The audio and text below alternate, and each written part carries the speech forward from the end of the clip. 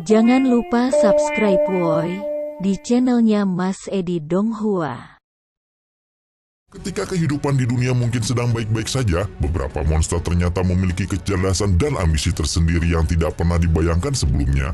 Mereka yang mungkin hanya dianggap sebagai binatang yang hidup hanya untuk makan dan berkembang biak terus bertarung memperebutkan kekuasaan terutama bangsa serigala yang sangat menghargai sebuah kehormatan. Seekor serigala putih di masa lalu telah berhasil mengalahkan semua pemuncak rantai makanan di hutan, termasuk sebangsa serigala dan bahkan singa sang raja hutan sekalipun. Tapi semua itu masih belum cukup, karena serigala putih itu tahu masih ada hal yang belum sempat ia capai selama hidupnya ini.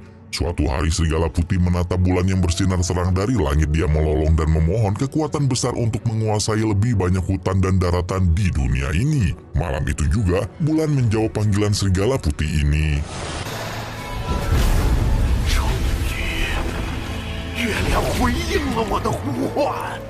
Sosok yang memberikan kekuatan kepada serigala putih itu adalah Agares. Dia tidak lagi memiliki wujud serigala yang berjalan dengan 4 kaki, tapi dia akan berdiri tegak sambil menyuarakan kesetiaannya kepada sang tuan iblis. Serigala putih itu adalah Ami yang sebelumnya bertarung melawan Xingyu. Kali ini dia sekali lagi meminjam kekuatan pilar iblis untuk membuktikan kekuatan manusia bisa dikalahkan dengan mudah.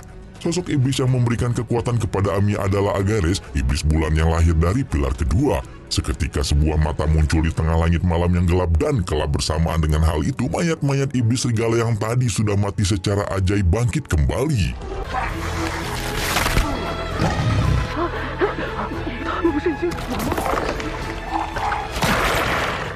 Xingyu segera melesat untuk membatalkan sang pengguna sihir tersebut akan sangat berbahaya bagi Hou Chen dan teman-temannya yang sudah kelelahan untuk berhadapan dengan musuh-musuh baru.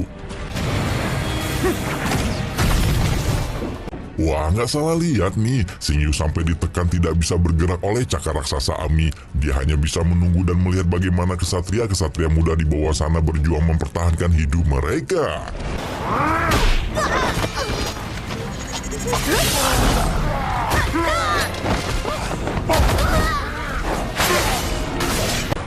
Hou Chen dan Jiang Hu tampak saling bahu-membahu mengisi kekosongan tempat masing-masing. Meski sudah sangat sering berlatih bersama-sama, tapi yang namanya anak-anak memang belum mencapai kondisi primanya untuk baku hantam. Hou Chen memang sudah mendapatkan pelatihan berat dari Xingyu selama setahun terakhir, tapi iblis serigala ini sudah hidup jauh lebih lama dari mereka kebanyakan kesatria yang bergabung pada hari itu.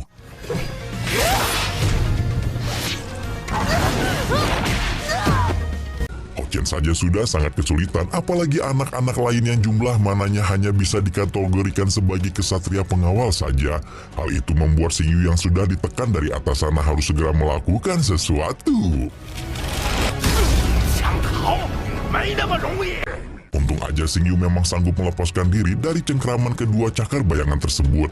Kali ini dia akan mengeluarkan sebuah jurus yang mungkin sudah lama sekali tidak pernah kita lihat. Dengan nama pembantaian dia memanggil sebuah pedang yang akan membersihkan ngarai neraka. Satu tebasan kuat yang menembus sebuah lingkaran sihir tingkat tinggi maha kuasa.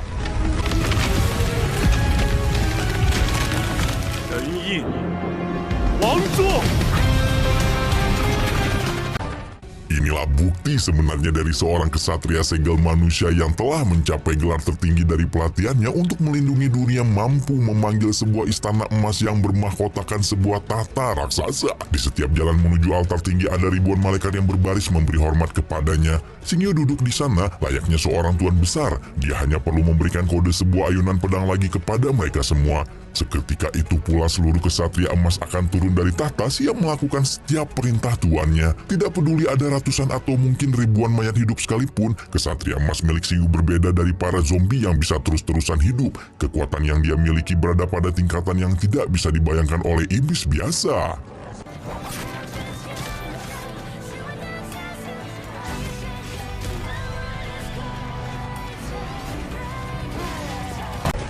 Karena Ami baru pertama kali melakukan perburuan manusia di bumi, dia tidak pernah sekalipun berhadapan dengan kesatria tingkat tinggi. Namun nama Xingyu sebagai kesatria segel yang membuat sebagian iblis pilar sudah menjadi legenda yang sangat akrab di telinga mereka.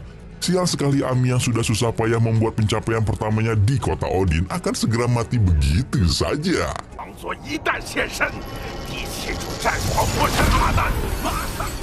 Meski sudah jelas-jelas akan kalah, tapi Ami memberitahu sebuah hal penting yang sejujurnya sangat mengancam keselamatan Xingyu dan Hao Chen. Tepat ketika Xingyu menggunakan jurus Kaisar Segelnya, maka pada saat itu pula pilar iblis ketujuh Ahnan akan segera menemukannya. Ahnan ini adalah salah satu rival abadi Xingyu. Mereka sudah bertarung berkali-kali dan selalu berakhir dengan seri.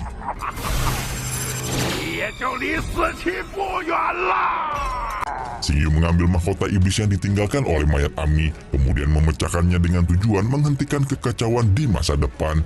Ketika Ami berhasil dikalahkan, sinyal kuat yang menandakan iblis pilar ke-71 itu langsung dikirimkan ke seorang iblis pilar yang lain. Siapa lagi kalau bukan rival abadi Xingyu yang tadi disebutkan, yaitu Ahnan. Dia mengunci kesatria segel itu dengan sebuah jurus dan menandai tubuhnya dengan sebuah pemindai. Kini kemampuan Xingyu mencoba pergi atau berlari, Ahnan pasti akan selalu menemukannya.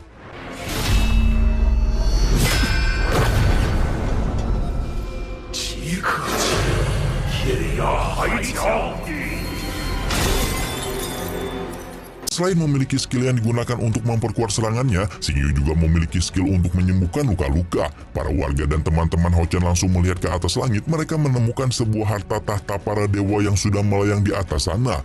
Sebagai manusia yang menggantungkan harapan kepada para pejuang, keberadaan kesatria segel tentu berarti sesuatu yang besar bagi mereka semua. Pilar iblis ke-71 telah berhasil dikalahkan, tapi bukan berarti ancaman terhadap manusia sudah berakhir. Hao Chen yang baru saja menyelesaikan pertarungan sengit tampak sedang berlatih keras mengayunkan pedangnya. Dari jauh Xingyu dan Baiyue memperhatikan anak mereka dengan seksama. Kali ini setelah tahta para dewa milik Xingyu muncul di hadapan iblis pilar, maka mereka semua pasti akan segera tiba di sini dalam waktu dekat.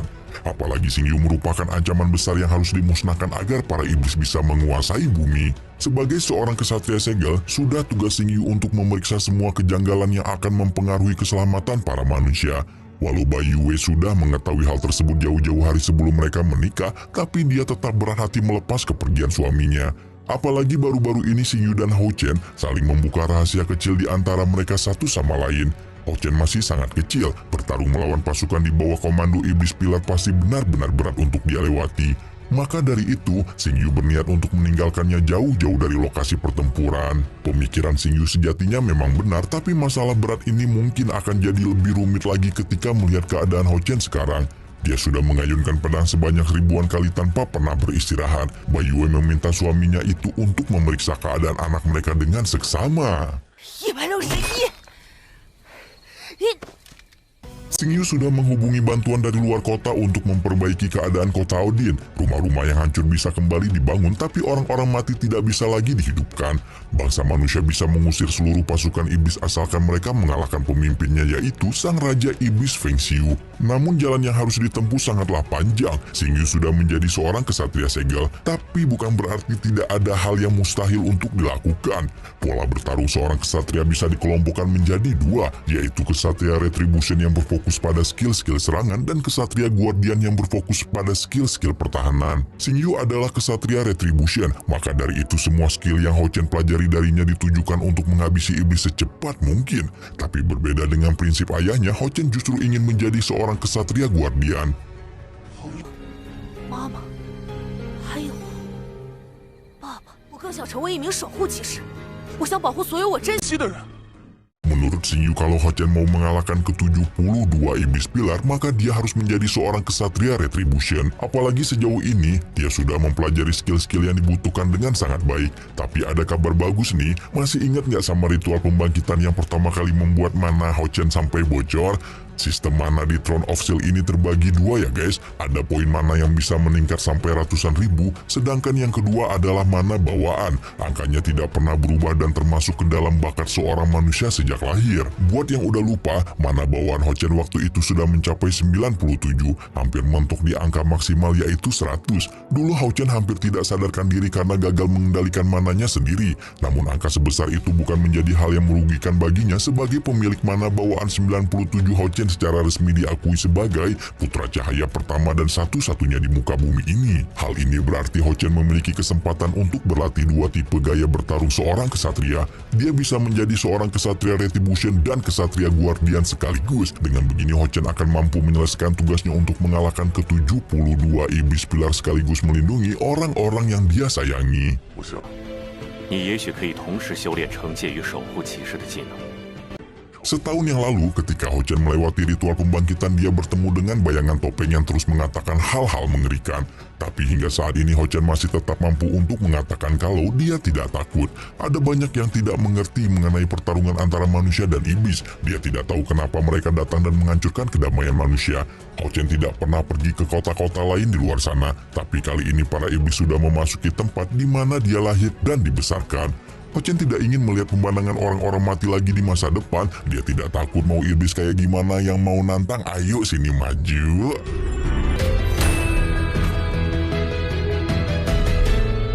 Papa, 我不害怕。 Pertama adalah pembahasan tentang kesatria segel. Terdapat 6 tahta para dewa yang akan diduduki oleh masing-masing kesatria segel. Tahta pertama memiliki gelar malapetaka dan kiamat. Tahta yang saat ini diwarisi oleh Xingyu sebagai pemilik satu-satunya. Kemampuan spesialnya adalah memiliki serangan terkuat di antara semua tahta para dewa. Tahta kedua memiliki gelar perlindungan dan pengampunan. Kemampuan spesialnya adalah memiliki pertahanan terkuat di antara yang lain. Tahta ketiga adalah tahta segel dan perintah. Kemampuan spesialnya adalah pengendalian ranah dan domain, mampu memberikan perintah kepada semua keberadaan di dunia ini. Tahta keempat adalah tahta kebijaksanaan dan jiwa. Kemampuan spesialnya adalah membantu peningkatan ketepatan dan keputusan. Tahta kelima adalah tahta ketakutan dan kesedihan. Kemampuan spesialnya adalah kekuatan terlarang yang mampu menghancurkan jantung iblis. Tahta terakhir adalah tahta keabadian dan penciptaan. Kemampuan spesialnya masih belum diketahui. Xingyu saat ini sangat yakin kalau Ho-Chen pasti akan menduduki salah satu tahta segel tersebut di masa depan.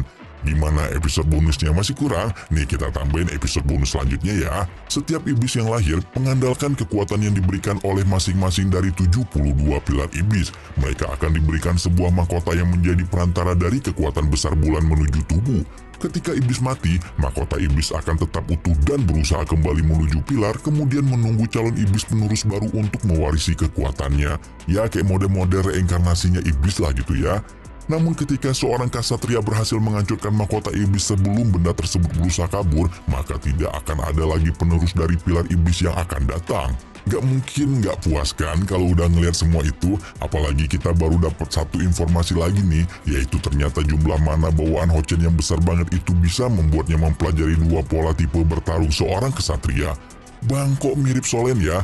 Tansan kan juga punya martial soul kembar yang bikin dia overpower banget. Ya gimana ya guys, pengarang ceritanya emang sama kok.